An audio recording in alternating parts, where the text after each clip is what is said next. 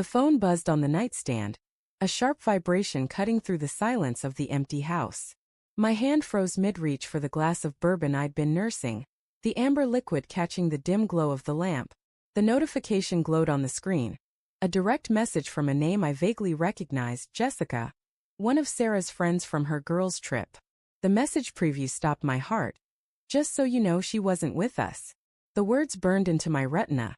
A quiet detonation that shattered the fragile trust I'd been clinging to for weeks.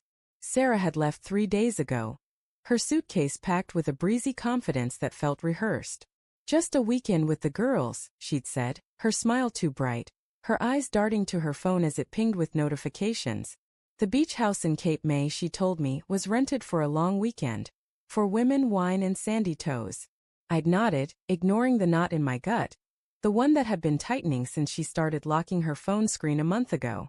Have fun, I'd said, kissing her forehead, her perfume sharp and unfamiliar, like something chosen to impress someone else. Now Jessica's message sat like a landmine. My thumb hovered over the screen, the bourbon forgotten, my pulse hammering in my ears. The house felt too big, the shadows in the corners too deep. I opened the message, each word slicing deeper. I'm sorry, Mark. Sarah lied. She didn't come with us to Cape May. I thought you should know. My breath caught, a ragged gasp that echoed in the quiet. The room spun, the worn leather couch, the coffee table littered with takeout containers, the framed photo of us at Niagara Falls, her laugh frozen in time. Was that a lie too? I typed back, fingers trembling. What do you mean? Where is she? No response. The 3 dots of Jessica typing appeared, then vanished. My mind raced, stitching together fragments of the past weeks. Sarah's late nights at work, her sudden interest in yoga classes, the way she'd flinch when I touched her unexpectedly. I chalked it up to stress, to her new promotion, to anything but this. Denial was a warm blanket, and I'd wrapped myself in it tightly. The clock ticked past midnight. I scrolled through her social media, searching for clues like a detective in a bad movie.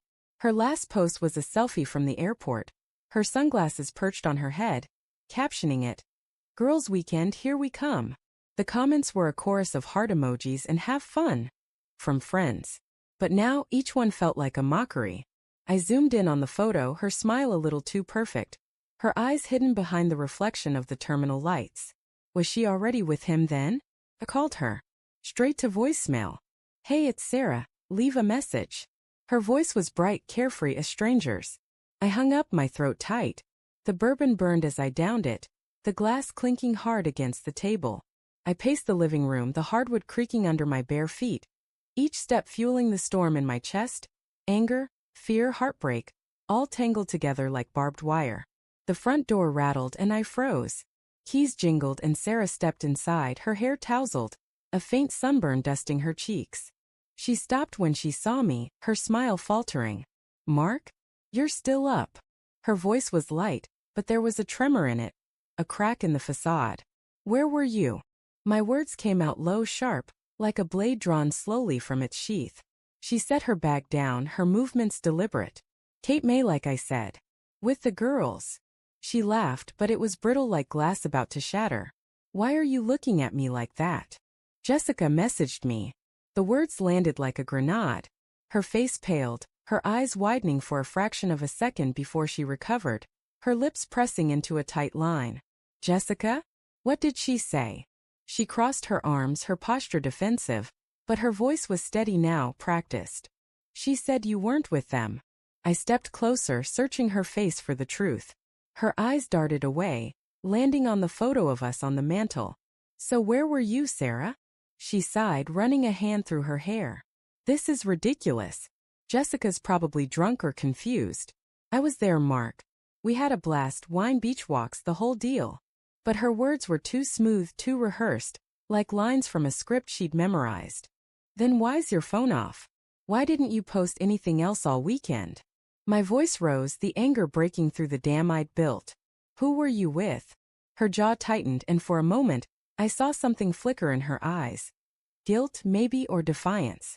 You're being paranoid, she said, turning toward the kitchen. I'm tired. I'm going to bed. I grabbed her arm, not hard but enough to stop her. Don't walk away. Tell me the truth. My voice cracked, the plea raw and desperate. I hated how much I still loved her even now with the evidence piling up like wreckage. She yanked her arm free, her eyes flashing. The truth? The truth is you're suffocating me, Mark. Always checking, always doubting. Maybe I just needed a break from you. Her words hit like a punch, stealing my breath. But it was the way she said it, cold, deliberate, that made my blood run cold. A break. I whispered. With who? She froze, her lips parting as if she'd said too much. The silence stretched, heavy with unspoken confessions. Then her phone buzzed in her pocket, and she flinched, her hand moving to silence it. But I was faster.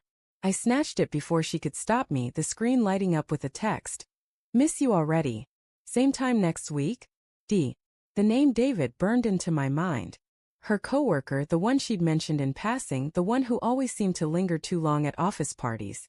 My hand shook as I held the phone, the words blurring through a haze of tears I hadn't realized were there. Mark, give it back, she said, her voice low, almost a growl. But there was fear in her eyes now, the mask slipping. Who's David? I asked, my voice barely above a whisper. What's same time next week? She reached for the phone, but I stepped back, holding it out of reach. It's nothing, she said, but her voice trembled, the lie crumbling. Just a friend. You're blowing this out of proportion. Stop lying. The shout echoed in the quiet house, and she flinched, her eyes glistening now. For a moment I thought she might cry, might confess, might beg for forgiveness. But then her expression hardened, and she straightened, her chin lifting defiantly. Fine, she said, her voice cold as ice. You want the truth? I was with David. And it wasn't the first time.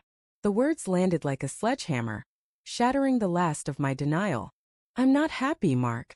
I haven't been for a long time. The room spun, the air too thick to breathe. I wanted to scream, to beg, to rewind time to when I still believed in us. But all I could do was stand there, the phone slipping from my hand, the text still glowing like a neon sign of my failure. Why? I choked out, the word raw, broken. She looked away, her jaw tight. Because he makes me feel alive, she said softly, and the quiet honesty in her voice hurt more than any lie. And you? You just make me feel trapped. The silence that followed was deafening, the weight of her words crushing me. I thought of the late nights I'd waited up, the dinners I'd cooked, the dreams we'd built together. All of it, Ash. I wanted to hate her, to hate him, but all I felt was a hollow ache, a grief for something already gone. She turned and walked upstairs, her footsteps soft but final, leaving me alone in the wreckage of our life. The phone buzzed again, another message from David, but I didn't look. Instead, I sank onto the couch, the bourbon bottle empty, the photo of us mocking me from the mantel. Outside, the wind howled, carrying away the last fragments of the man I thought I was. But in the quiet, a new thought flickered, sharp and dangerous. David's name, his face, the hotel they'd probably stayed at.